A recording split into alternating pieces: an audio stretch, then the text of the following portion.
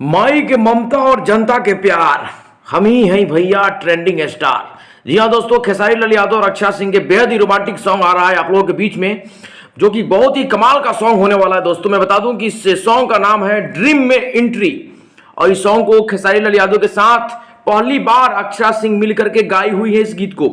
और इस गीत को लिखे हैं अजीत जी, और इस गीत का म्यूजिक दिए हैं गौरव दसगुप्ता जी, जो कि कमाल का सॉन्ग होने वाला है। दोस्तों इसको रिलीज किया जाएगा सारेगामा हम भोजपुरी यूट्यूब चैनल पर।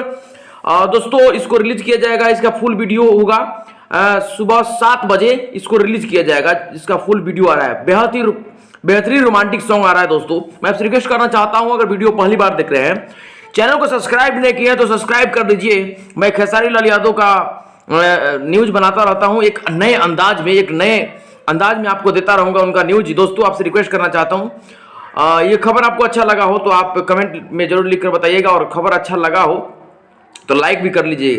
धन्यवाद दोस्तों भगवान करे कि आप हमेशा खुश रहें, अपने ट्रेंडिंग स्टार को इसी तरह प्यार देते रहिए और आगे बढ़ाते रहिए। दोस्तों नमस्ते, प्रणाम।